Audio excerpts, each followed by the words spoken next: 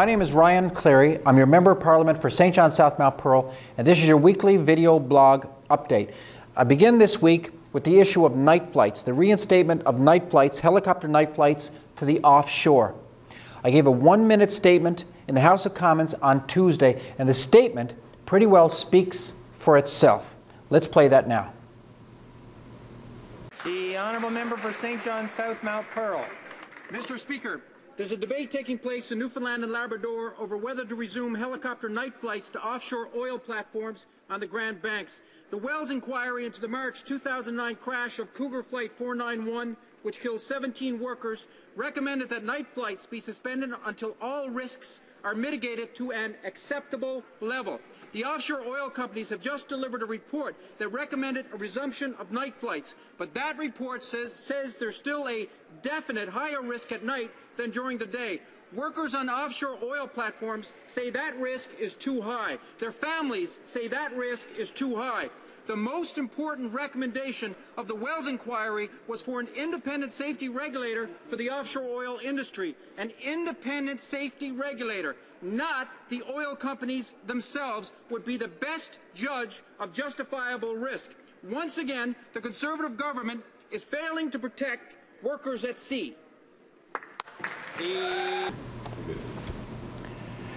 One last note on night flights to the offshore. The final decision on whether or not night flights are reinstated is left to the Canada-Newfoundland and Labrador Offshore Petroleum Board.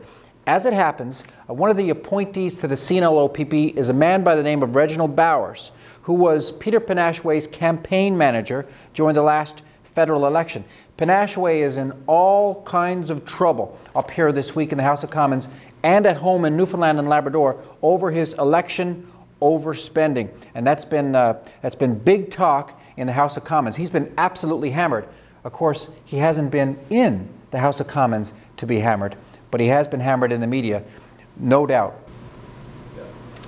While on the topic of patronage, I'm also the critic for the Atlantic Canada Opportunities Agency, ACOA. And on the one hand, there's been all kinds of cuts to ACOA. There's been more than 100 job cuts. There's been millions of dollars in cuts to grants. There's been cuts and slashes to regional development agencies. On the other hand, when it comes to the executive of ACOA, patronage has been absolutely rampant. Patronage as in jobs for friends of Conservatives. I stood on my feet multiple times this week in the House of Commons and asked questions about that. Let's play some of those clips.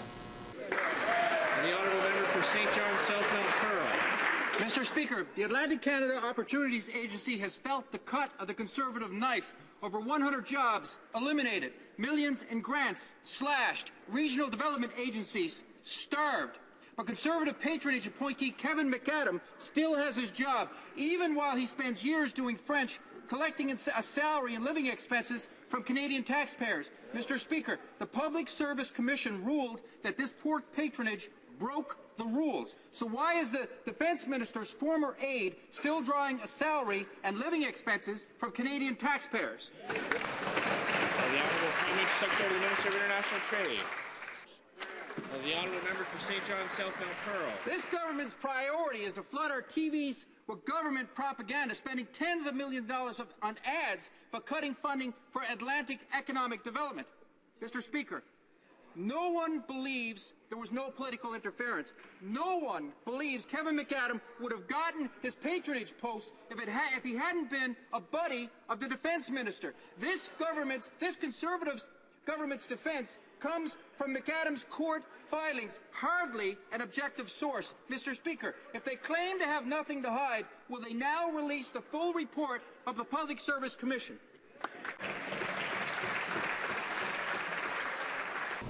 A final word this week on Loyola Sullivan. Loyola Sullivan is Canada's former fisheries ambassador.